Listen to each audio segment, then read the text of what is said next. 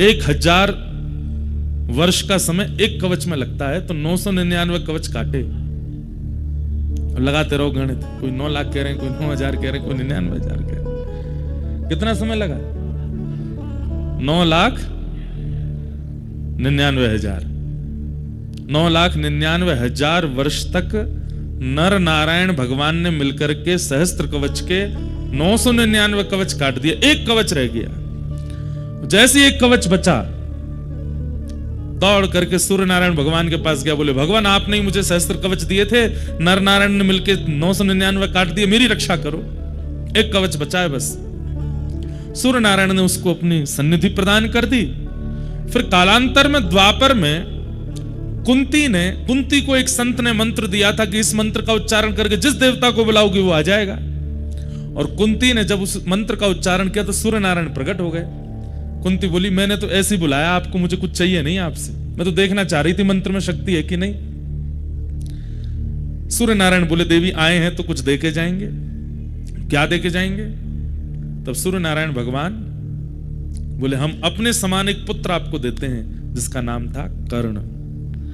वही कर्ण जो सहस्त्र कवच था, जिसके 999 कवच कट चुके थे, एक कवच बचा था, वही कर्ण कुंती के पुत्र बने। और उसके बाद कृष्ण और अर्जुन, नर नारायण ही कृष्ण अर्जुन के रूप में प्रकट हुए। जहां पर नारायण श्री कृष्ण बने हैं और अर्जुन नर ही अर्जुन बन के आए हैं। इन्होंने फिर कर्ण के साथ में युद्ध किया, लेकिन अब वही है कि कवच 1000 वर्ष से पहले तो कटेगा नहीं, और युद्ध करना है, महाभारत का युद्ध होना है, तो क्या करें? और मृत्यु नरनारायण के हाथ ही होनी है।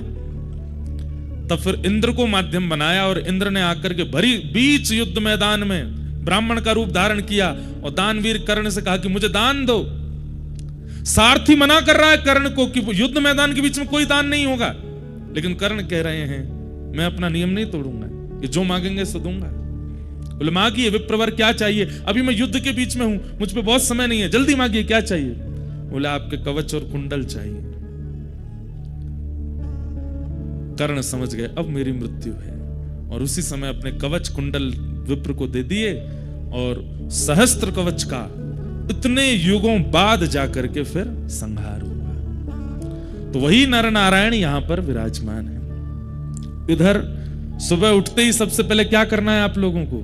सूर्य नारायण भगवान को प्रणाम करो। उसके बाद ये पर्वत साक्षात नारायण भगवान है, इनको प्रणाम करो। ये पर्वत साक्षात नर हैं, इनको प्रणाम करो। इन दोनों को वंदन करो, नर नारायण। अच्छा एक बात, मंदिर में अभी कितने लोग दर्शन कर आए? हाथ ऊपर करियो। सभी कर आए लगभग? आप बता सकते हैं हमें कौन कौन है मंदिर में? पता ही नहीं होगी, चलो हम बताते हैं। एक तो बद्री विशाल भगवान का दर्शन ऐसा है कि बाहर आते ही व्यक्ति भूल जाता है क्या देखा, मुकुट ही मुकुट याद रहता है बस। मध्य में जो विराजमान है, स्वर्ण मुकुट के बिल्कुल मध्य में, वहां पर तपस्वी भेष में भगवान नारायण विराजमान है, तप कर रहे हैं। और तप भी कैसे कर रहे हैं? एक कूले पर बैठे हैं। इतना भयानक तप कर रहे हैं ठाकुर जी, ऐसे बैठे हैं। कभी सुबह के अगर आप मंगला के दर्शन करना चाहो तो कुछ 4-5 हजार की टिकट है। सुबह सुबह के अभिषेक का दर्शन होता है, उसमें सर्वांगीण अंग दिखता है, शालिग्राम मूर्ति है भगवान नारायण। ठीक उनके बगल में आप देखेंगे तो स्वर्ण मुख के रूप में साक्षात श्री कुबेर विराजमान है, क्योंकि उन्हीं का लोक है। यहाँ के लोग तो ऐसा भी कहते हैं कि पर्वत अंदर से खोखले हैं, इनके अंदर ही कुबेर लोक है। रात में ज्यादा घूमना नहीं, यक्षिणियां घूमती रहती हैं, पकड़ के ले जाती हैं। ऐसा बोलते हैं। तो उनके ठीक बगल में आपको दिखेंगे श्री कुबेर जी महाराज। कुबेर जी के इधर की तरफ आप थोड़ा सा आएंगे तो वहां आपको दिखेंगे श्री नारद जी महाराज। 6 महीने यहां पर दक्षिण भारत के श्री रावल जी सेवा करते हैं, और फिर जब कपाट बंद हो जाते हैं उसके बाद यहाँ श्री नारद जी मुख्य पुजारी हैं इस मंदिर के, इसलिए नारद जी विराजमान है। इधर की तरफ जब आप पाओगे तो आगे की ओर गरुण जी विराजमान हैं, और पीछे हमारे भक्तों के अग्रगण्य श्री उद्धव जी महाराज, और हम ब्रजवासियों के अति प्रिय उद्धव जी महाराज बैठे हैं ठीक बिल्कुल। और इधर की तरफ देखेंगे तो 2 मूर्ति आपको दिखाई देंगी, वही नर नारायण भगवान है। ये समस्त दर्शन आपको वहां पर होगा। मैं आज सुबह अनुमान लगा रहा था जब दर्शन करने के लिए गया, चारों युगों का दर्शन होता है एक ही मंदिर में, और वो है बद्रीनाथ। देखना कैसे नारायण भगवान जो यहां विराजमान है उस सतयुग में विराजमान, तो सतयुग का दर्शन। नर नारायण जो विराजमान है त्रेता से विराजमान, इसलिए त्रेता का दर्शन। द्वापर में श्री उद्धव जी महाराज जी यहां पर आए, तो इसलिए उद्धव जी को जब देखते हैं द्वापर का दर्शन। और कलिकाल में यहां पर नित्य श्री नारद जी आते हैं, या फिर इसमें ऐसा कह लीजिए कि भगवान के स्वधाम गमन के बाद कलयुग प्रारंभ हो गया। तो जब उद्धव जी यहां आए तब कलयुग के प्रथम दिन चल रहे थे, तो उद्धव जी का दर्शन कलयुग का दर्शन है और नारद जी का दर्शन द्वापर का दर्शन है। तो सतयुग, त्रेता, द्वापर, कलयुग। सतयुग कौन? बद्री विशाल भगवान। त्रेता कौन? नर नारायण भगवान। द्वापर कौन? नारद जी महाराज। और कलयुग कौन? श्री उद्धव जी महाराज। तो चारों युगों का दर्शन होता। अब आप पूछेंगे इनका दर्शन का फल क्या मिलेगा? जैसे कहते हैं कि पड़ा त्रेता में जन्म लेना पड़ा, हम लोगों को लगता है कि तब जन्म लेना भी सार्थक होता है, पर नहीं, जन्म कभी भी लेना सार्थक नहीं है। चारों युगों का यहां दर्शन करने से चारों युगों के जन्म जाल से मुक्ति है। अब आपका जन्म तभी होगा जब ठाकुर जी चाहेंगे, और ठाकुर जी कब चाहते हैं? जब ठाकुर जी स्वयं अवतार लेते हैं। भगवान कृष्ण बन करके आ रहे हैं, तो आप में से किसी को चुनेंगे, सुनो तुम हमारी मैया बन के आना, तुम्हारे भैया बन के आना, तुम हमारी गैया बन के आना। तुम क्या बनो? तुम हमारे वस्त्र बन के आना, तुम हमारी वंशी बन के आना, तुम मुकुट बन के आना, तुम गोपी बन के आना, तुम सखा बन के आना। तो ये सब ठाकुर जी का परिकर प्रकट होता है जब ठाकुर जी की इच्छा होती है। ऐसे चारों युगों का दर्शन एक ही मंदिर में। नीचे तप्त कुंड है और उनके नीचे अलकनंदा जी हैं। यहां पर गंगा जी के इतने रूप क्यों हैं? अलकनंदा जी, रुद्रप्रयाग में जब आप दर्शन करोगे तो वहां मंदाकिनी जी, देवप्रयाग में दर्शन करोगे तो भगीरथी जी। ये अलग अलग रूप क्यों है? क्योंकि शिव की जटाओं से गंगा जी प्रकट हो रही हैं, और हिमालय की पूरी श्रृंखला शिव जटा मानी जाती है। तो जब गंगा जी प्रवाहित हुई तो आप सब भी स्नान के लिए जल डालते हैं, तो यहां से इधर से सब जगह से आता है। तो शिव जटाओं में से जब गंगा जी प्रवाहित हुई तो एक यहां से गई हैं, वो श्री अलकनंदा जी बन गई हैं। एक दूसरी तरफ से पहुंची हैं तो वो मंदाकिनी जी बन गई हैं। और फिर वहां वहां जो जो क्रियाएं लीला हुई उनके हिसाब से इनका नाम पड़ता चला गया। जानु ऋषि पी गए थे, कान से प्रकट किया इसलिए जाह्नवी पड़ गया। भगीरथ जी लेकर के आए इसलिए भागीरथी पड़ गया। लेकिन देव प्रयाग के बाद ऋषिकेश आते आते वो केवल एक रह जाती हैं, गंगा। ऐसी मां गंगा है। तो ये सब यहाँ के दर्शन के भाव हैं, और समय समय पर हम आप सबको और प्रक्रियाएं बताते रहेंगे। लेकिन एक रहस्य बता रहे हैं। अच्छा, कल से एक काम और कीजिएगा, जो लोग नियमित रूप से 6 दिन सुनने वाले हैं, कथा 6 ही दिन की है, यहाँ पर 15 तक कथा है। भागवत जी का पाठ सप्ताह चल रहा है, लेकिन कथा यहाँ 15 को विश्राम हो जाएगी और उसके बाद हम सब लोग प्रस्थान करेंगे। इन 6 दिनों में आप लोग प्रयास कीजिए, ये अवसर बार बार नहीं मिलेगा और हर जगह नहीं मिलेगा। आप हमसे अगर 7 दिन बाद बोलेंगे महाराज जी यही वाली कथा हमको कहीं और भी सुननी है, तो संभव नहीं है। ये बद्रीनाथ में ही प्रकट होगी। अपनी एक डायरी बना लीजिए। होना तो आज सुबह से ही चाहिए था कि आप पे हो, पर कोई बात नहीं, आज खरीद लीजिएगा। एक पेन लीजिएगा और नित्य कई ऐसे अनसुने प्रसंग और अनसुने भाव आप सुनेंगे, उनको लिखते जाइएगा, उनको लिखते जाइएगा। अब यहां प्रसंग हमने क्या रखा है? उद्धव कृष्ण संवाद। श्री उद्धव जी और ठाकुर जी का सुंदर प्रसंग। और इस प्रसंग में भिक्षुक गीत आएगा, ऐल गीत आएगा। भगवान 2 गीत सुनाएंगे, गोपियों के गोपी गीत। भागवत जी में 7 गीत हैं। रुद्र गीत पहला, वेणु गीत, गोपी गीत, युगल गीत, भ्रमर गीत, भिक्षुक गीत और ऐल गीत। ये 7 गीत हैं भागवत में। इनमें से 2 गीत ऐसे हैं जो स्वयं भगवान ने गाए हैं, और वो दोनों गीत इन 6 दिनों की कथा में आएंगे। कौन कौन से? भिक्षुक गीत और ऐल गीत। इसलिए आप ये सोच लीजिए, एक प्रकार से मैं कह दूं तो इसमें कोई अतिशयोक्ति नहीं है। श्रीमद् भगवद गीता का भी अपग्रेडेड वर्जन है उद्धव कृष्ण संवाद। भगवत गीता क्या है? कृष्ण अर्जुन संवाद। और अभी जो आप सुनने वाले हैं इसको कई लोग उद्धव गीता भी कहते हैं। श्रीमद् भागवत का एकादश स्कंद, 11वां स्कंद। तो ये जो लोग गीता पढ़ते हैं और जो लोग गीता समझ चुके हैं, अब क्या करें? अब उद्धव कृष्ण संवाद सुनो। जो वहां नहीं कहा ठाकुर जी ने, वो यहां कहा है। और मैं कई जगह आपको उद्धव के प्रश्न और ठाकुर जी के उत्तरों में बताऊंगा कि अर्जुन भी यही प्रश्न करता है, पर वहां ठाकुर जी क्या उत्तर देते हैं और यहां ठाकुर जी क्या उत्तर दे रहे हैं। इसलिए इस विषय को इतना ध्यान से सुनिएगा। मेरा तो अभी सोच के अभी मुझे भूमिका बनानी पड़ेगी, नहीं तो मेरा तो मन है कि प्रथम प्रश्न पर जाऊं और सीधा प्रारंभ करूं, पर मुझे पूरी भूमिका आपको सुनानी है। इसलिए इस विषय को आप बहुत ध्यान से सुनिएगा। अत्यंत मार्मिक और अत्यंत गूढ़ विषय है। और हम आपको एक बात स्पष्ट बोल दें, आप लोग तो यहां बैठे हो, पर मूल रूप से स्वयं बद्रीविशाल भगवान और श्री उद्धव जी महाराज कथा में आके इसको सुनेंगे, क्योंकि उन दोनों का ही ये रस स्वरूप है। बहुत सुंदर भाव है। तो हम लोग वो सब श्रवण करेंगे, उस विषय में हम आगे बढ़ेंगे।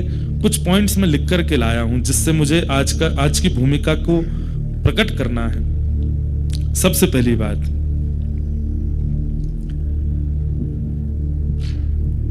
उद्धव जी महाराज वृंदावन गए।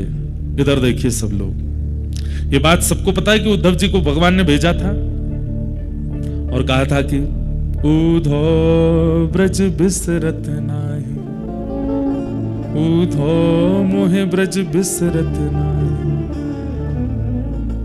एक प्रकार से अगर मैं कह दूं, यहां पर महाभागवत उद्धव जी का परिचय होगा इस कथा में आपको।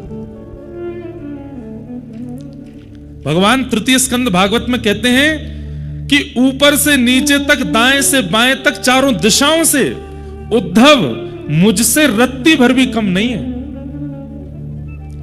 भगवान के 3 परम सखा हैं, सुदामा जी, अर्जुन और उद्धव। और इन तीनों में सबसे ज्यादा प्रिय ठाकुर जी को यदि कोई है तो वो उद्धव है।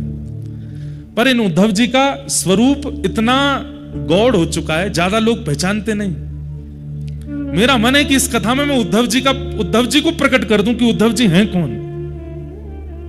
हमारे ब्रज वाले जानते हैं कि उद्धव जी कौन है, क्योंकि ब्रजवासियों के शिष्य हैं उद्धव, राधा रानी के शिष्य हैं उद्धव। सबसे पहला प्रश्न जो मेरे चित्त में आया,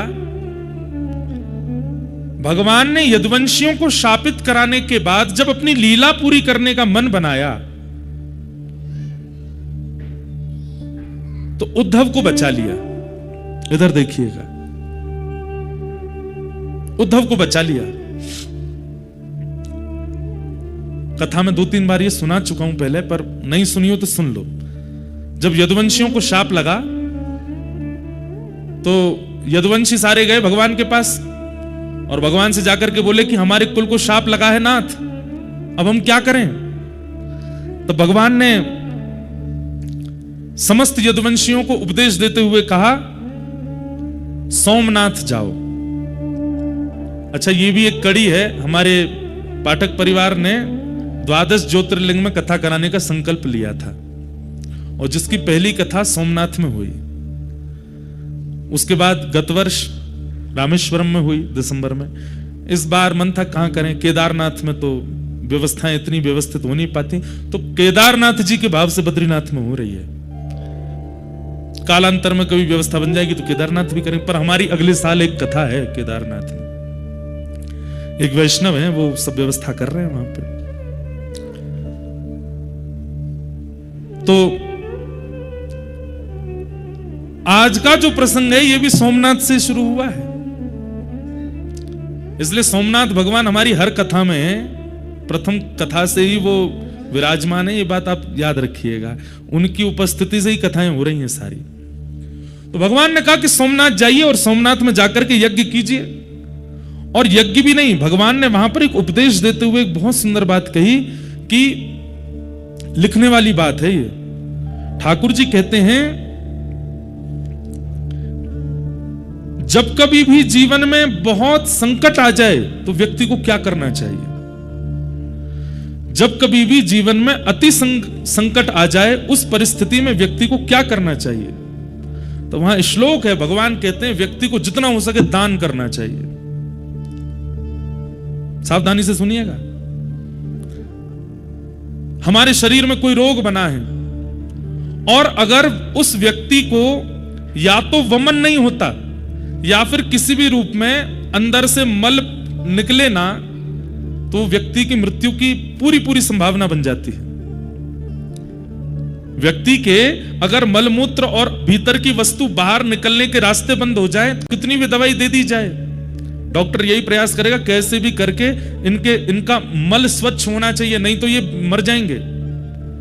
ठीक वैसे ही भगवान यहां पर उपदेश देते हैं यदुवंशियों को, और यदुवंशियों से कहते हैं देखो जीवन में अति संकट जब आती है तब क्या करना चाहिए। बोले जितना संग्रहित धन है उसको व्यय करना प्रारंभ करो, दान करो, पुण्य करो, यज्ञ करो, अनुष्ठान करो। व्यक्ति दान पुण्य यज्ञ अनुष्ठान कब करता है? जब सब कुछ व्यवस्थित है, कोई दिक्कत नहीं है, सब बढ़िया चल रहा है, एक नंबर चल रहा है बिजनेस, तब करें, कथा करा लो, यज्ञ कर लो, अनुष्ठान कर लो, ठीक है तब भी करो। लेकिन यहां भगवान की वाणी है कि संकट जब जीवन में आवे तब प्रयास करो, जेब में जितना रखा उस समय और लगा कि बहुत बड़ा संकट आ गया, क्या करें? दान कर दो। अभी जेब में डालो, कितने हैं निकाल दो, कहीं से लाओ, कुछ दान पुण्य, इतना भी नहीं कि सब खत्म ही कर दो, पर कुछ दान करो। ठाकुर जी कहते हैं दान करते ही आप अनुभव करेंगे कि कुछ प्रतिशत जो आपका कष्ट है वो घटने लगेगा। क्यों? संग्रहित धन ही कष्ट का कारण बना है, और उसको जैसे ही आप दान करोगे ठीक हो जाता है। तो भगवान ने यदुवंशियों से कहा कि आप सब लोग सोमनाथ चलो, और सोमनाथ में जाकर के हम लोग यज्ञ करेंगे, दान करेंगे, और वहां सोमेश्वर महादेव से प्रार्थना करेंगे जिस प्रकार आपने चंद्रमा के शाप का हरण किया, यदुवंशियों के शाप का भी हरण करो। यदुवंशी सब खुश हो गए, वाह वाह वाह वाह वाह, चलो चलो चलो तैयारी करो। पर दूर बैठे उद्धव भगवान की ओर देख रहे थे, और भगवान की ओर देखते हुए कह रहे थे, बोले नाथ आप ये सब क्या कर रहे हैं, मैं सब समझ रहा हूं, क्यों? अरे द्वारिका में कितनी यदुवंशी हैं पता है? भगवान का कुल कितना बड़ा है? कहते हैं कि द्वारिका जब विराजमान थी उस समय द्वारिका के बच्चों को पढ़ाने के लिए, अनुमान लगाइएगा, 4 करोड़ अध्यापक हैं और एक अध्यापक के नीचे 40 बच्चे पढ़ते हैं। अब बच्चों से हिसाब लगाओ कितने बच्चे हैं, कितने इनके माता पिता हैं, कितने इनके दादी दादा हैं, उससे अनुमान लगा लीजिए कि यदुवंश कितना बड़ा था। जो समुद्र में डूब चुकी द्वारिका वो छोटी नहीं थी, विशाल थी। इतने बृहद यदुवंश था कि ठाकुर जी को एक दिन चिंता हो गई, और ठाकुर जी एक दिन रुक्मणी जी से बोले मथुरा अच्छा था, व्रज अच्छा था। बोले क्यों? यहां कभी कोई उत्सव ही नहीं होता, कभी कोई मनोरथ ही नहीं होते, कभी कुछ होता ही नहीं है बढ़िया, द्वारिका जब से बनी है। तब एक दिन वसुदेव जी ने कन्हैया से कही, बोले लाला हमारो यदुवंश इतना बड़ो है, इतना बड़ो है, कभी कोई की मृत्यु है जाए, कभी कोई को जन्म है जाए, कभी हम सूतकन में रहे, कभी हम सोवरन में रहे, कब पता चली सूतक दूर भयो तो सोवर है गए, सोवर भयो तो सूतक है गए। अरे 3 सूतक चल रहे हैं एक साथ, क्यों? इतना बड़ा परिवार है। भगवान बोले करता हूं इसका निदान, और भगवान ने सूतक, सोवर, पातक आदि सब लोगों को बुलाया, उनमें शाप भी आया, और सबसे भगवान ने कहा देखो तुम लोग किसके लिए बने हो? लोग किसके लिए बने हैं? मानवों के ऊपर चढ़ने के लिए बने। बोले मानवों के ऊपर ब्रह्मा ने बनाई हुई जो सृष्टि है वहां जाकर के आक्रमण करो। ये भूमि द्वारिका की ब्रह्मा ने नहीं बनाई, ये भूमि तो विश्वकर्मा ने बनाई है, इसलिए यहां आप आकर के विघ्न मत डालो। और उस दिन से द्वारिका में नियम बन गया, किसी की भी मृत्यु होती है, किसी का भी जन्म होता है, तो मृत्यु जिस घर में होती है उन लोगों को सेवा दी जाती है कि भाई तुम लोग 13 दिन का अपना सब कर्म करो, बाकी पूरे नगर में सूतक नहीं लगता, और बालक के जन्म होने पर सोवर नहीं लगता। और तब से द्वारिका में उत्सव प्रारंभ हो गए। लेकिन आज जब सब यदुवंशी आए कि शाप लग गया, यदुवंशी जब चले गए तो उद्धव ने यही बात भगवान को याद कराई। बोले आपने ही सबको बुला करके कहा था यहां पर कि ना सूतक लगेगा, ना पातक लगेगा, ना शाप लगेगा, ना आदि आदि। भगवान ने तुरंत उद्धव का मुंह बंद किया, चुप, बोलना नहीं है बात, कोई सुन ना ले। उद्धव बोले मुझे सच सच बताइए यदुवंशियों को शाप लगा है? ठाकुर जी बोले नहीं लगा। और आप इनको नाव दरिया पार करा करके सौराष्ट्र ले जाएंगे, सोमनाथ, और वहां चरण रखते ही इनको शाप लग जाएगा। ठाकुर जी बोले हाँ, आप शाप लगवाने ले जा रहे हैं इनको, शाप मुक्त कराने नहीं लेके जा रहे हो। क्यों? भगवान बोले उद्धव, बल, सुनिएगा, इतनी सुंदर, मैं तो मतलब मुझे कभी कभी ये लग रहा है मैं श्रोता क्यों नहीं हूं, मैं वक्ता क्यों हूं, इतनी अच्छी वाणी है। ठाकुर जी क्या कह रहे हैं? उद्धव, बल अगर पराधीन है तो वो वही बल राक्षस बन जाता है, इसलिए बल सदैव किसी के अधीन होना चाहिए। यदुवंशियों में बल है, पर ये धीरे धीरे धीरे धीरे सब पराधीन होते जा रहे हैं, ये मेरे अधीन नहीं है। और एक दिन ऐसा आएगा कि यदुवंशी अपने बल की पराधीनता से पूरी पृथ्वी का भक्षण कर लेंगे, क्योंकि मैं ईश्वर हूं इस बात का अभिमान करते हैं, इस बात की धन्यता नहीं है इनके अंदर कि हम भगवान के वंशज हैं। कितनी अच्छी बात कह रहे हैं ठाकुर जी कि बल चाहे बुद्धि का हो, बल चाहे धन का हो, बल चाहे शरीर का हो, बल चाहे विवेक का हो, वो सदा पराधीन होना चाहिए, दूसरे के अधीन होना चाहिए। अगर आपका बल और उस बल के ऊपर कोई दंड देने वाला नहीं है तो आप अपने बल से राक्षस बन जाओगे। रावण राक्षस कैसे बन गया? बल को नियंत्रित करने वाला ऊपर कोई है नहीं। हिरण्यकश्यप राक्षस कैसे बन गया? कंस राक्षस कैसे बन गया? क्योंकि उस बल को अंकुश लगाने वाला कोई नहीं है ऊपर।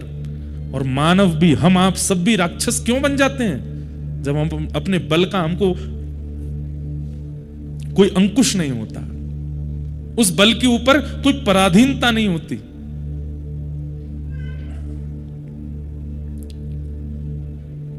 भगवान बोले इसलिए यदुवंशियों का नाश होना जरूरी है उद्धव, और मैं इन लोगों को लेके जाऊंगा, लेकिन तुम नहीं जाओगे। क्यों? मैं भी तो यदुवंशी हूं, मैं क्यों नहीं जाऊंगा? तो भगवान बोले उद्धव, कोई तो एक रहना चाहिए ना जो मेरी भक्ति का, मेरे भाव का, मेरे ज्ञान का, मेरे धर्म का आगे तक प्रचार कर सके। और फिर इसी विषय को ठाकुर जी यहां उद्धव के चित्त में विरक्ति आवे, भक्ति आवे, त्याग आवे। और वो कैसे आएगा? उद्धव यहां प्रश्न करता जा रहा है और ठाकुर जी उसको उत्तर देते जा रहे हैं। वही उद्धव कृष्ण संवाद है। अब हम चलते हैं, ये मध्य का भाग छोड़ दिया मैंने, जो उद्धव कृष्ण संवाद है। भूमिका प्रारंभ की बता दी कि उद्धव कृष्ण संवाद प्रारंभ कहां से होता है, कि उद्धव चरणों में बैठा है और चरणों में बैठ करके कह रहा है कि आप मुझे छोड़ करके क्यों जा रहे हैं, मुझे भी शाप क्यों नहीं लगवा रहे हैं, मेरा पूरा परिवार है, मैं भी यदुवंशी हूं, आप मेरे भाई हैं, ये सब मेरे चाचा ताऊ सब मेरे हैं, मुझे भी अपने साथ ले जाइए, मुझे अकेला क्यों छोड़ के जा रहे हैं। इसी ज्ञान का उपदेश देने के लिए ठाकुर जी अब यहां उद्धव को उद्धव गीता सुनाएंगे और उद्धव धीरे धीरे प्रश्न करेंगे और ठाकुर जी उनको बताएंगे। अब चलते हैं इसके अंत में। अंत में क्या होगा?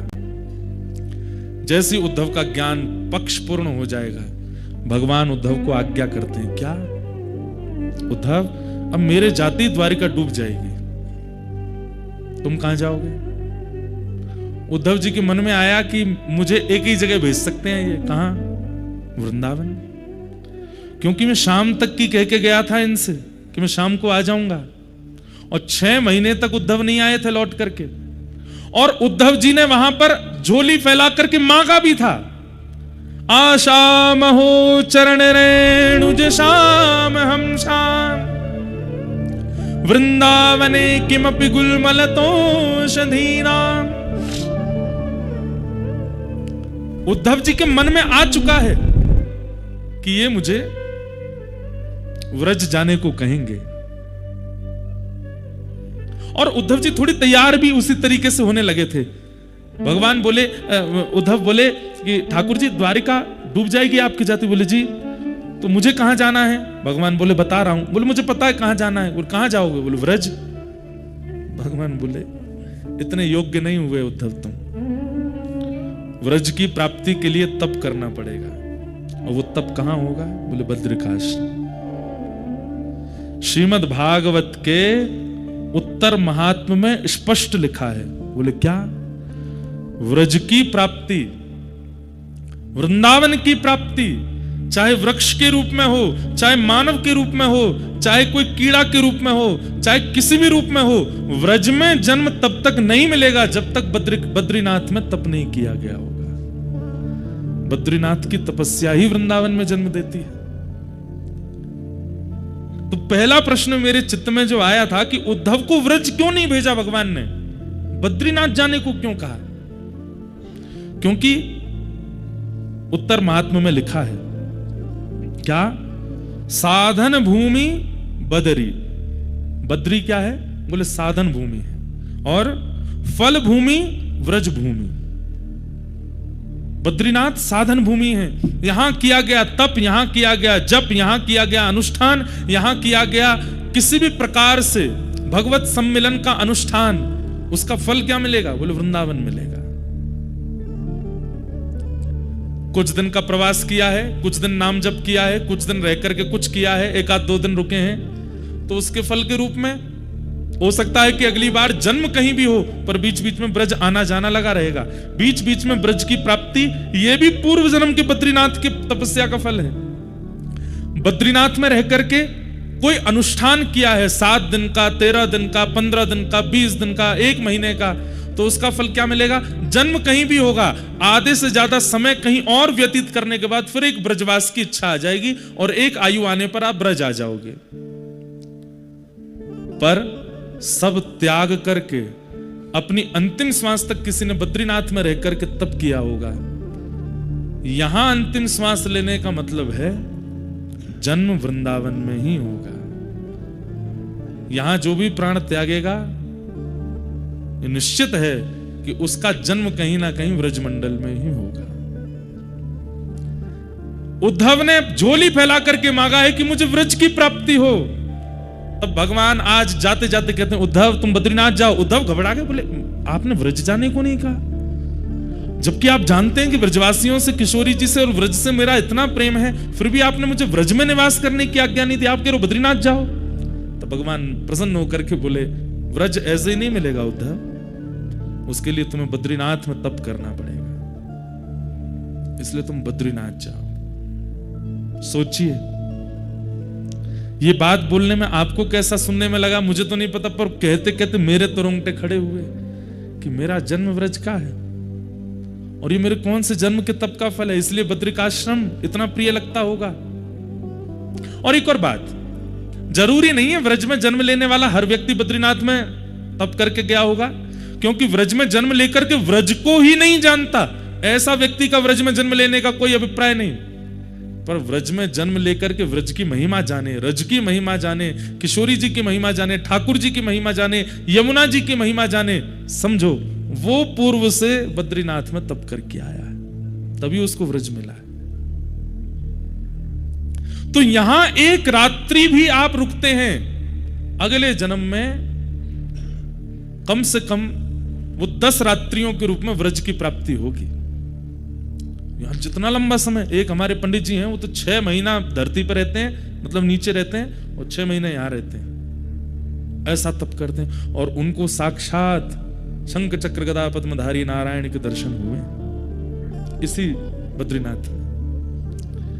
तो जो पहला प्रश्न मेरे मन में था कि उद्धव को वृंदावन क्यों नहीं भेजा, उसका समाधान आज मिला। क्यों?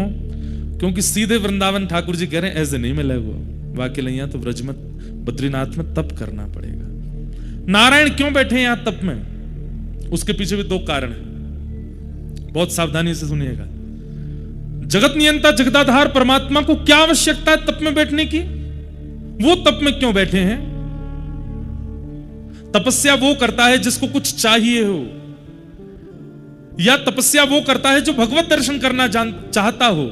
स्वयं भगवान है, स्वयं सर्वसमर्थ हैं, जिनकी भ्रगुटी टेढ़ी होने पर पर्वत बन जाते हैं, जिनके मुस्कुरा जाने पर समुद्र में लहरें आ जाती हैं, जिनके क्रोध हो जाने पर भूमि बीच से फट जाती है और नूतन प्रलय हो जाता है, उन परमात्मा को तप में बैठने की क्या आवश्यकता है? 2 कारण। पहला कारण,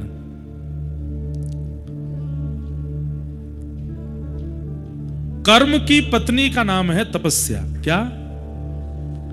कर्म की पत्नी का नाम क्या है? तपस्या। और कर्म और तपस्या के घर जन्म लेता है फल। कौन जन्म लेता है? फल। आपके और मेरे जीवन में ये तीनों नहीं है, केवल दो हैं। कौन? कर्म और फल। तपस्या कहां है? और बिना तपस्या के फल का जन्म होगा नहीं। चाहे आप सतयुग में देख लीजिए, चाहे आप त्रेता में देख लीजिए, चाहे आप द्वापर में देख लीजिए, चाहे वो सामान्य मानव हो, ऋषि हो, राक्षस हो, सबको तप करना पड़ता है। हम क्यों नहीं करते? क्योंकि हम सबके नाम से तपस्या बद्रीनाथ भगवान कर रहे हैं। हमें केवल कर्म कर, कर्मण्येवाधिकारस्ते मा फलेषु कदाचन, भगवान गीता में कहते हैं तुम केवल कर्म करो, फल देने की क्षमता मेरी है, फल मैं दूंगा। क्यों? क्योंकि कर्म की पत्नी तपस्या भगवान के पास है। प्राचीन काल में, अन्य युगों में बिना तपस्या किए कर्म का फल नहीं मिलता था, लेकिन कलिकाल में व्यक्ति कर्म करता और उसको फल की प्राप्ति हो जाती है। कैसे? क्योंकि बद्री विशाल भगवान यहां तप कर रहे हैं प्रत्येक मानव के लिए, चाहे वो भारत का है, चाहे वो विदेश का है, पृथ्वी पर जन्मा है तो जन्म लेते ही उसके नाम का संकल्प लेकर के बद्री विशाल भगवान बैठते हैं, तू बस कर्म किए जा, फल की चिंता मत कर, फल मैं दूंगा। क्यों? तपस्या से फल का जन्म होता है और वो तुम्हें भेजता रहूंगा। इसलिए मैं प्रार्थना करके कहता हूं, हर जीवात्मा को प्रयास करे कि वो हर साल बद्रीनाथ जरूर आवे और बद्री विशाल भगवान से प्रार्थना करके कहे, नाथ कर्म मैं करता हूं, तपस्या आप करते हैं, फल मुझे मिलता है, आज तक मुझे जो भी मिला और भविष्य में जो भी मिलेगा सब आपकी कृपा है, सब देने के लिए मुझे धन्यवाद। तो धन्यवाद ज्ञापन करने के लिए एक बार जरूर बद्रीनाथ आना चाहिए। तो पहला कारण, भगवान बद्री विशाल यहां तप क्यों कर रहे हैं? ताकि हमें फल मिल सके। इसलिए जब बद्री विशाल भगवान का दर्शन करो तो दो विधियां हैं। पहली विधि, अपना गोत्र बोल करके प्रणाम कीजिए। आपका नाम गोत्र क्या है?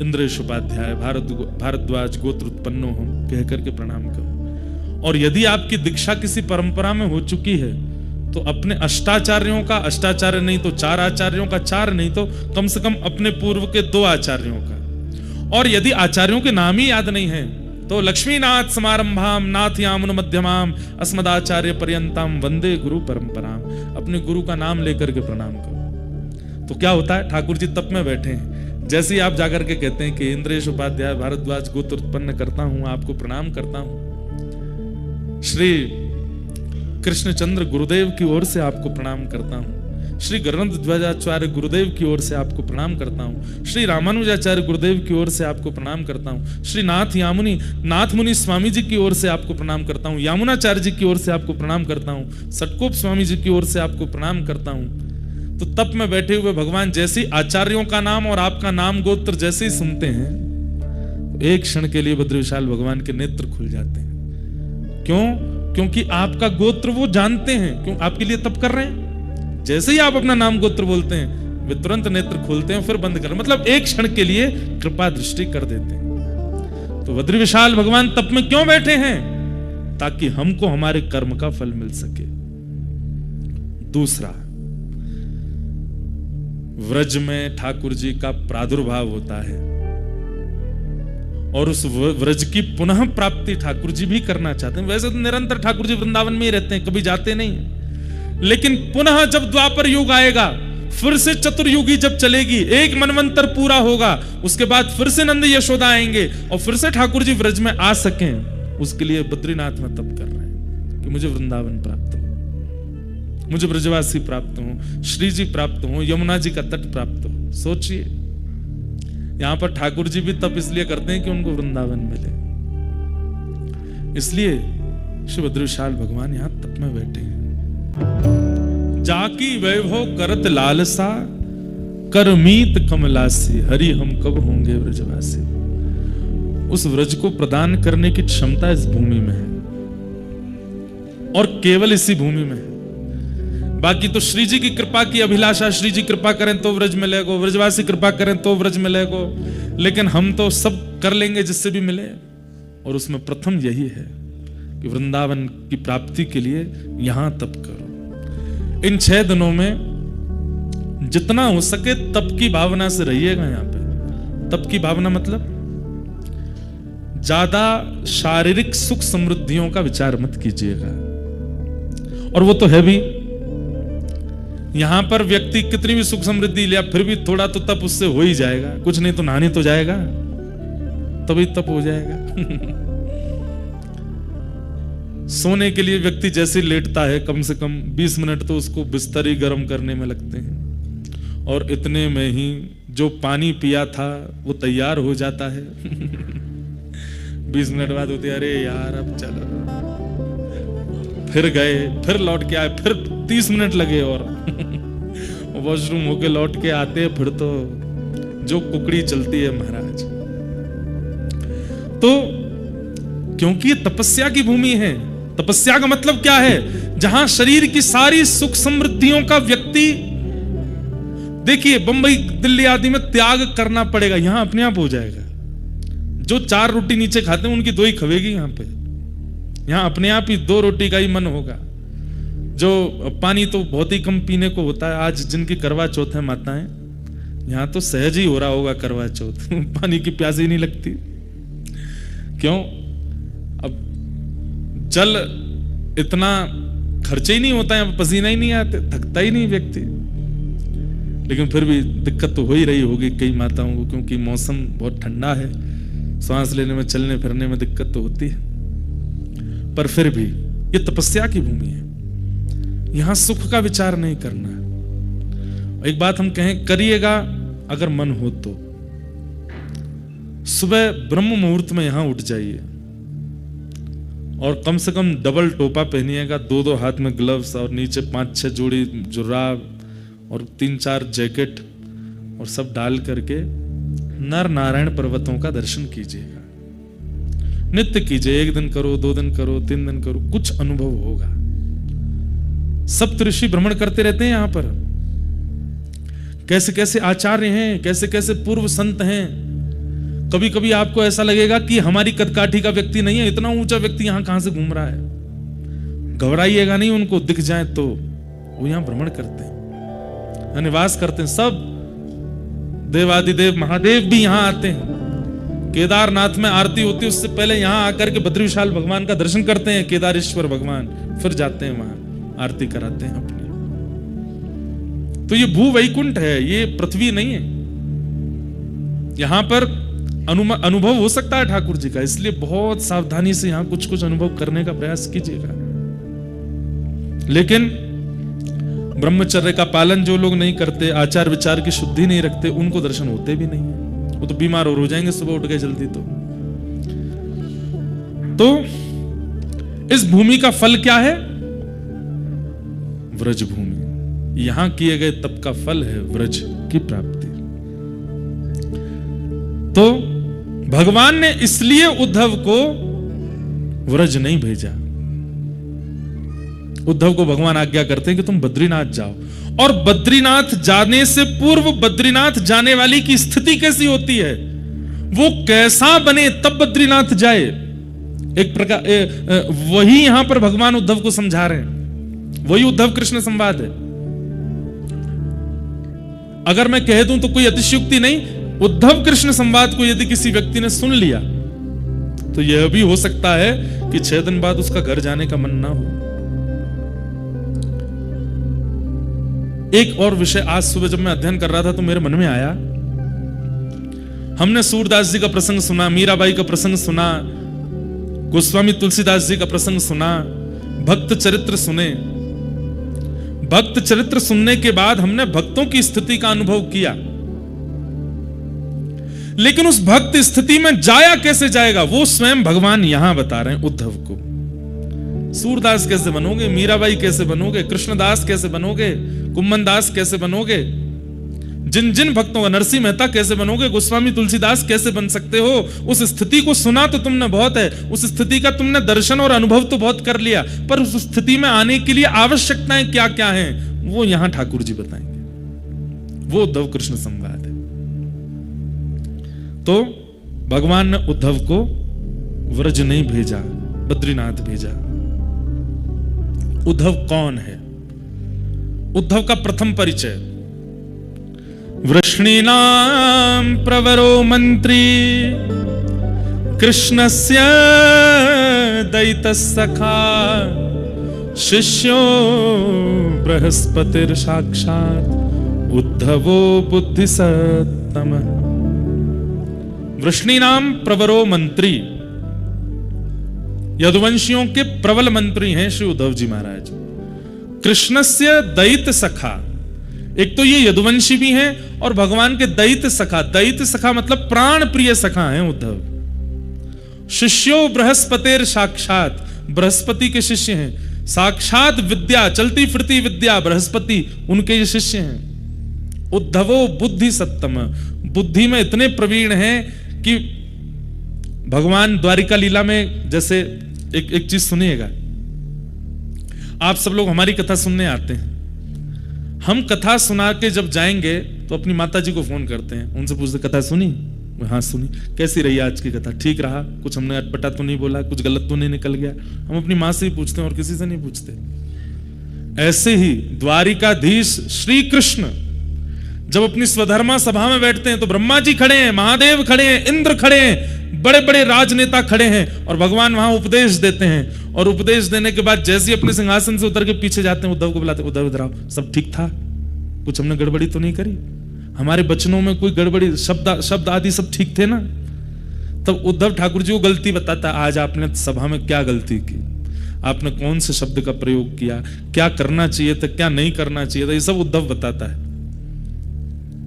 तो भगवान इंप्लीमेंट करते हैं, उद्धव की बात मानते हैं। उद्धव अगर कह दे कि कल आपको ये बात नहीं बोलनी तो ठाकुर जी नहीं बोलेंगे, और उद्धव अगर कह दे कि ऐसा कहना है, ठाकुर जी का मन ना हो तो भी ठाकुर जी बोलेंगे। इतना प्रिय है उद्धव ठाकुर जी को। ऐसे श्री उद्धव। परंतु ये तो उद्धव जी के प्रभाव का वर्णन था। अब उद्धव जी के स्वभाव का वर्णन सुनो। उद्धव जी कौन है? महाभागवत। कौन है? महाभागवत। महाभागवत मतलब एक तो होते हैं भागवत और एक होते हैं महाभागवत। बहुत साधारण सी परिभाषा बताऊं, भागवत कौन? भक्तों को ही भागवत कहा जाता है। और महाभागवत तो महाभक्त। तो भक्त में और महाभक्त में अंतर क्या है? बोले जो भक्त ठाकुर जी का स्मरण करते हैं वो भक्त हैं, और जिनका स्मरण ठाकुर जी करते हैं वो महाभक्त है, महाभागवत। उद्धव जी कौन है? महाभागवत। उद्धव जी महाभागवत है। उद्धव को याद भगवान करते हैं। उद्धव सुबह उठते ही स्नान ध्यान जैसे ही कर लेता है, उद्धव पूजा में नहीं बैठता। द्वार खटखटा रहा है, खोलो। उद्धव कहता रुक जाओ, केश काट रहा हूं। अरे जल्दी खोलो।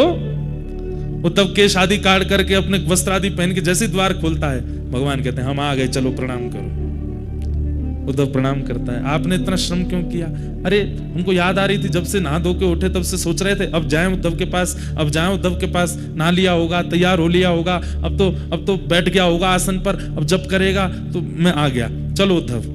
सोचिए, कोई शालिग्राम जी की पूजा करता है, कोई नारायण जी की मूर्ति की पूजा करता है, कोई कलशों का स्थापन करके पूजन करता है, कोई अक्षत में देव को विराजमान करता है, पर एकमात्र उद्धव हैं जिनके पास स्वयं ठाकुर जी जाते हैं और जाके कहते हैं चलो अब हमारा ध्यान करो। ध्यान हो गया, अब थोड़ी देर जप करो, लाओ चलो चरण धो लो हमारे। स्नान तो हमने कर लिया, पंचामृत स्नान हमारा नहीं, चरणों का कर लो। चलो अब चरणों में चंदन लगा दो। भगवान स्वयं बोलते हैं उद्धव को, उद्धव चरणों में चंदन लगा दो, लाओ माला पहना दो। माला पहना देते हैं, चलो आशीर्वाद ले लो, आशीर्वाद ले लो, आरती करो हमारी, चलो आरती कर लो, भोग लगाओ, नैवेद्य रखो। उद्धव के नैवेद्य ठाकुर जी पा लेते हैं। अब ये भोग हो गया, पालो, पा लिया, चलो हो गई पूजा संपन्न। बोले जी चलो अब चलते हैं आगे। ये नियम है, क्रम है रोज उद्धव का। रोज ठाकुर जी जाते हैं अपनी पूजा कराने उससे। इतना प्रिय है ठाकुर जी को। ऐसा कौन सा लक्षण है, ऐसा कौन सा गुण है उद्धव में जो कि वो ठाकुर जी को इतना प्रिय है? उन्हीं लक्षणों का वर्णन यहां पर उद्धव जी के पहचान में नवयोगेश्वर संवाद में राजा निमि को बताते हुए योगेश्वरों ने बताया। महाभागवत के लक्षण क्या है? अगर ये आ सके तो इनको लाने का प्रयास कीजिएगा। महाभागवत का प्रथम लक्षण, सर्वभूतेषु यः पश्येत् भगवद भावमात्मनः भूतानि भगवत्यात्मन एष भागवतोत्तम। भले ही प्रकट रूप में प्रस्तुत नहीं करता, लेकिन उसका हृदय ऐसा ही है। कैसा? सर्वभूतेषु यह पश्येत भगवद भावमात्मनः। आंखों के आगे दिखने वाली हर वस्तु में यह विश्वास करता है इसमें भगवान है। ध्यान से सुनिएगा, इधर देखिए सब लोग। आंखों के आगे दिखने वाली हर वस्तु में क्या विश्वास रखता है? इसमें भगवान है। आप लोग यहां से दर्शन करने के लिए जाइए बद्री विशाल भगवान का। हम महाभागवत क्यों नहीं है? क्योंकि हम चलते फिरते यही सोचते हुए जाएंगे बद्री विशाल भगवान तो वहां है। गंगा जी पार करके जो मंदिर है उसके अंदर जाएंगे और फिर वहां पुजारी बैठे होंगे, वहीं हैं। यहां से वहां तक जितना सब कुछ हमारे सामने आया, उनमें भगवत दृष्टि हमारी नहीं हो सकती। हम इस बात को मानते जरूर हैं, जानते जरूर हैं, लेकिन इस बात को विश्वास नहीं करते कि ठाकुर जी सब जगह हैं। पर महाभागवत क्या है? बोले सब में ये विश्वास कर लेता है इसमें परमात्मा है। मतलब उद्धव जी महाराज अगर कथा पंडाल से बद्रीनाथ भगवान का दर्शन करने जाएंगे तो आंखों के आगे दिखने वाले हर व्यक्ति को, हर धातु को, हर पुरुष को, हर स्थिति को, हर वस्तु को प्रणाम करते हुए चलेंगे। बोले क्यों? सब परमात्मा है, सब भगवान है। पहली बात, सर्वभूतेषु यह पश्येत भगवद भावमात्मनः। वो सबको देखेगा और सब में भगवान का स्मरण करेगा। सब में परमात्मा है। और जब परमात्मा प्रत्यक्ष सामने होंगे और जब उनका दर्शन करेगा तो क्या भाव रखेगा? बोले सब इन्हीं में ही हैं। मतलब सब में वे हैं और वे जब सामने आ जाए तो सब इनमें हैं। ये दो स्थिति रखता है महाभागवत। समझ में आई बात? बद्री विशाल भगवान को दर्शन से पहले जो दिख गया सब में परमात्मा, और जब बद्री विशाल भगवान देखे तो क्या? सब इनमें। ये दो स्थिति जिसकी है उसको क्या कहते हैं? महाभागवत। ये दो लक्षण। और कैसा होता है महाभागवत? महाभागवत और कैसा होता है? न काम कर्म बीजाना यस्य चेतसि संभव वासुदेवैकनिलय स वै भागवतोत्तम। वाह, बहुत सुंदर परिभाषा। क्या कह रहे हैं? न काम कर्म बीजाना। उनके चित्त में कोई कामना कभी प्रकट ही नहीं होती। जैसे हमारी इच्छाएं प्रकट होती हैं, कामनाएं प्रकट होती हैं, महाभागवत के चित्त में कोई कामना नहीं है। तो बोले फिर कैसे जीता है वो? जैसे राखो तैसे रहूं। मैं अपने मन से कुछ नहीं सोचूंगा। मारा गिरधर लाल थारो नचायो नाचू रे। मारा गिरधर लाल थारो नचायो नाचू। जो तू तन को रोग लगावे सोई झपट सो जाऊं। जो तू तन को रोग लगावे सोई झपट सो जाऊं। मतलब अगर बुखार आ गया सुनो, करना नहीं आप लोग ऐसा। हाँ, बुखार आ गया तो औषधि भी नहीं लेंगे। हे नाथ, बुखार आ गया, आपने बुखार दिया है, अब जब आप चाहोगे तभी ठीक होऊंगा। मैं कोई प्रयास नहीं करूंगा। मेरे अंदर कामना है ही नहीं ठीक होने की। मेरे अंदर कामना बीमार होने की भी नहीं है, ठीक होने की भी नहीं है, स्वस्थ होने की भी नहीं है। आप चाहोगे तो मैं स्वस्थ हो जाऊंगा। जो तू तन को रोग लगावे सोई झपट सो जाऊं। जो तू काल रूप बने आवे, जो तू काल रूप बने आवे, मैं लपक गोद में आऊं आऊं। मारा गिरधर लाल थारो नचायो नाचू रे। मारा गिरधर लाल थारो। अगर ठाकुर जी आप मृत्यु बन करके आ गए, एक सेकंड भी विचार नहीं करूंगा मैं, उसी समय सब छोड़ के आपको अंक से भर लूंगा और कहूंगा नाथ ले चलो अपने साथ, मेरी कोई कामना ही नहीं है। इसे क्या कहते हैं? महाभागवत। सुनना सुन ही लीजिए, बनना बहुत कठिन है। उद्धव जी यही है, मतलब पूरा दिन निकल गया, कुछ नहीं पाया उद्धव जी ने। संध्या होते होते ठाकुर जी, और उद्धव ठीक हो? हाँ। कुछ खाया सुबह से? नहीं। तो क्यों?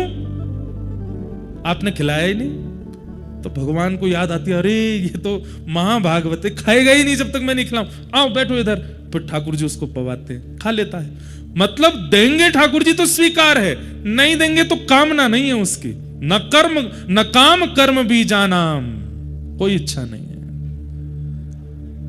न काम कर्म बीजानाम यस्य चेतस संभव, जो आप चाहोगे वो होगा। और वासुदेवैक निलय सवै भागवतोत्तम, अपने तन को क्या मानते हैं? वासुदेवैक निलय, मतलब भगवान का निलय। निलय का मतलब क्या होता है? घर। अपने शरीर को अपना नहीं मानते, अपने शरीर को भगवान का घर मानते हैं। ये ठाकुर जी का घर है। सुबह सुबह उठेंगे भी तो इसी भाव से उठेंगे, ओहो मंगला हो रही, आंख खुल गई, कपाट खुल गए। भीतर कौन है? ठाकुर जी हैं। उनकी शुद्धता पवित्रता, उनकी सेवा मुझको करनी है, तो हाथों से वही क्रिया कर रहे हैं जिससे भीतर के ठाकुर जी की सेवा हो, चरणों से वही क्रिया कर रहे हैं जिससे भीतर के ठाकुर जी की सेवा हो, नेत्रों से वही देख रहे हैं जिससे भीतर के ठाकुर जी को सुख मिले, मुख से वही ग्रहण कर रहे हैं जिससे भीतर के ठाकुर जी को सुख मिले। और कुछ भी ऐसी क्रिया नहीं जिसमें अपने सुख का विचार। मतलब अब बद्री विशाल भगवान है, आपको अगर निज सेवा मिल जाए तो आप तो सुख, ठाकुर जी को सुख मिले उसके लिए क्या कर दूं? घी का दिया जलाओ, ठाकुर जी को सोने का छत्र चढ़ाओ, ठाकुर जी को ऐसी पोशाक लगाओ, ठाकुर जी को ऐसा भोग लगाओ, उनके सुख का विचार करके आप सारी सेवा करोगे। ऐसे ही अपने चित्त में ठाकुर जी का भाव रख के, अपने चित्त में ठाकुर जी का विचार करके कि ये ठाकुर जी का घर है, इसमें ठाकुर जी विराजमान है। एक बहुत साल पहले एक पद बनाया था, बहुत कम गाया कथाओं में। तन तो मंदिर है, मन है वृंदावन, तन तो मंदिर है, मन है वृंदावन। ये तन क्या है? बोले तन तो मंदिर है, और इस तन में जो मन है वो मन वृंदावन है। अपनी कोई इच्छा नहीं है। प्रहलाद जी महाराज को हिरण्यकश्यप कहते हैं, जाओ इसको पर्वत से फेंक दो। तो प्रहलाद जी महाराज की इसमें सफाई नहीं देते। प्रहलाद जी की, पिताजी मेरे साथ ऐसा क्यों कर रहे हो, मैंने क्या अपराध किया, क्या गलत किया? नहीं, पिता ने कह दिया पर्वत से फेंकना है, तो प्रहलाद जी पहले ही तैयार हो गए, ले चलिए पर्वत पे फेंक दीजिए मुझे। होलिका दहन के लिए चिता पे बैठाना, पहले ही बैठ गए प्रहलाद जी। बस इतना बोले, पिताजी मैं तो ठीक है मुझे बैठा दीजिए, पर बुआ को मत बैठाओ आप। क्यों? मैं तो बच जाऊंगा, ये नहीं बचेंगी। प्रहलाद जी की अपनी कोई इच्छा नहीं है, वो सब ठाकुर जी पर अर्पित करके रहते हैं। ये महाभागवत का लक्षण। मीराबाई अपनी इच्छा से नहीं। मैं अभी मीरा चरित्र कह रहा था चंडीगढ़ में, तो वहां पर भी मैंने एक भाव प्रस्तुत किया कि मीराबाई ने मेवाड़ का त्याग तब तक नहीं किया जब तक गोस्वामी तुलसीदास जी की आज्ञा नहीं हो गई। गोस्वामी जी ने जब आज्ञा की, तजिय ताहि कोटि वै रसम यद्यपि परम स्नेही जाके ही न राम वै देही, तब उन्होंने राम जी की ही आज्ञा मानी कि राम जी आज्ञा कर रहे हैं, छोड़ के चली गई। अपनी इच्छा से कुछ नहीं किया। अपनी स्वेच्छा अगर मीराबाई ने कभी प्रकट की तो वो करी कब? अपने अंतिम दिन, जो मीराबाई का अंतिम दिन था पृथ्वी पर, बस उस दिन मीराबाई ने अपनी इच्छा प्रकट की। प्रीतम ज्यों जानो सुध लीजो, मीरा के प्रभु गिरधर नागर मिल बिछुरण मत दीजो। बस ये इच्छा प्रकट करती है मीराबाई कि अब नाथ मिल गए हो, अब मुझसे बिछड़ो मत।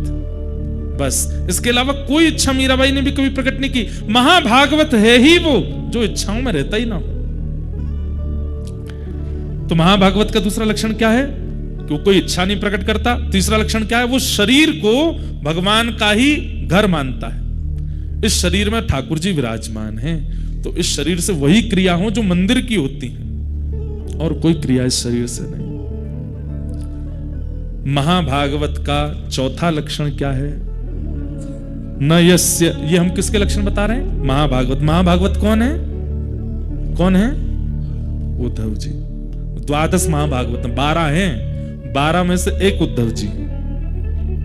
उनका लक्षण क्या है? न यस्य जन्म कर्माभ्याम न वर्णाश्रम जातिभिः सज्जतेऽस्मिन् अहं भावो देहे वै सहरे प्रिय। बहुत सुंदर। न यस्य जन्म कर्माभ्याम न वर्णाश्रम जातिभिः, ना तो वे कभी अपने जन्म की शिकायत या फिर जन्म का अभिमान करते हैं। छोटे कुल में जन्मे तो इस बात का उनको कोई कष्ट नहीं होता, उच्च कुल में जन्मे तो इसका अभिमान नहीं होता। न वर्णाश्रम जाति भी, ना वो किसी वर्ण को मानते हैं ना किसी जाति को मानते हैं, वो एक रस रहते हैं। सर्वम खलु इदं ब्रह्म, सब में ठाकुर जी हैं। हरिराम व्यास, हरिराम व्यास जी नाम सुना है? जुगल किशोर को लाड़ लड़ायो नवल कुंज ही अमाहि, कुंजनि कुंजन की रज धारे हरि व्यास युगल यश गाय। वृंदावन प्यारो वृंदावन श्री वृंदावन, वही हरिराम व्यास। उन हरिराम व्यास जी की चरित्र में आता है, बहुत सुंदर पद है कि सब छोड़ करके ओरछा से वृंदावन आ गए, तो उनके परिवार के लोग उनको ढूंढते ढूंढते आए वृंदावन। और जैसे वृंदावन आए तो हरिराम व्यास जी तो घबरा गए, बोले मुझे घर वर नहीं जाना, अब मैं तो यहीं रहूंगा। लेकिन परिवार के लोग माने नहीं। तो हरिराम व्यास जी बोले, परिवार कब तक हमको हमारे पीछे पड़ रहा है? जब तक इनको ये लग रहा है कि मैं इनके लायक हूं। जैसे इनको ये पता चलेगा कि मैं इनके किसी काम का नहीं हूं, ये अपने आप छोड़ के चले जाएंगे मुझे। उसके लिए क्या करना पड़ेगा? तो पागलों की सी हरकत करने लगे हरिराम व्यास जी। वो कैसे रहने लगे वृंदावन में? मुख पर कालीत पोत के काजल लगा लिया पूरे मुंह पे, यहां पे मोर पंख फंसा लिया कान के ऊपर, और महाराज डोल रहे हैं ऐसे ही डोलते डोलते। घर वाले लोग इधर उधर पूछें, हरिराम व्यास कहाँ हैं? हमारे परिवार के वो बड़े हैं, वो कहाँ हैं? कहाँ हैं? किसी ने कहा दो वो घूम रहे हरिराम व्यास जी। जैसे ही देखा तो ये तो काजल लगाए घूम रहे मुंह पे। अजीब सी स्थिति। घर वाले बोले ये कैसे कालीत लगाए घूम रहे हैं? तो किसी ने जाके कहा कि व्यास जी मुंह पे काजल लगाए क्या घूम रहे हो? तो हरिराम व्यास जी बोले, जिसको व्रज छोड़ने की स्थिति आ जाए उसको तो मुंह काला ही कर लेना चाहिए। हम यहां व्रज रहने के लिए आए, पर ये हमारे परिवार वाले पीछा नहीं छोड़ रहे हैं, हमको वापस ले जा करके मानेंगे, तो अगर वृंदावन से जाने की स्थिति बन जाए तो मुंह तो काला कर लेना ही चाहिए। ये सबसे बड़ी अपमान की बात है हमारे देह के लिए कि वृंदावन प्राप्त होकर के भी छोड़ना पड़ रहा है। घर वाले लोग बोले भैया ये तो बड़ी पागलों की सी स्थिति करते हैं। चले गए। कुछ दिन बाद फिर लौट के आए तो किसी ने बताया, बोले व्यास जी आपके घर वाले फिर आ गए। तो हरिराम व्यास जी फिर एक हरकत करने लगे। क्या करें? आंखों के आगे दिखने वाले हर पेड़ को अपने हृदय से, चाचा जी कैसे हो? दूसरे पेड़ को हृदय, अरे मेरे ताऊ जी तुमने ही तो सर्वस्व दिया, अरे तुम तो मेरी बहन हो। मतलब वृंदावन के रूख हमारे माता पिता गुरु बंधु। बोले मेरे असली परिवार तो यही है। परिवार के किसी ने कहा कैसे हो गए असली परिवार? बोले क्यों? धूप पड़ती है तुम छाया नहीं दे सकते, लेंटर लगवाना पड़ता पैसा खर्च करके, पर धूप पड़ती है छाया देते हैं। ये मेरे ताऊ जी हैं। ऐसे बड़े बुजुर्ग घर में होने चाहिए जो ऊपर छाया दें। ये मेरी बहन है। बोले क्यों? भूख लगती है मुझे भोजन देती है, फल देती है। वृंदावन के रूख हमारे माता पिता गुरु बंधु। इस प्रकार पूरे वृंदावन घूमने लगे। अब तो महाराज घर वाले लोगों को लगा, बोले ये तो पूर्ण रूपेण पागल हो गए, थोड़े बहुत भी नहीं, हमारे किसी काम के नहीं है।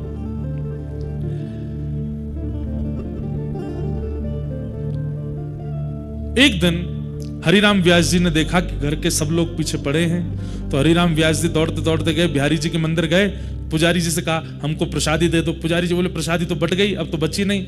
तो वहीं पर एक झाड़ू लगाने वाली मेहतरानी बैठी थी, पूरे नालियों को साफ करके आई थी, उसको प्रसादी मिली थी, वो बैठ के खा रही थी। हरिराम व्यास जी उसके सामने हाथ पसार के बैठे, थोड़ी सी हमको दो इसमें से।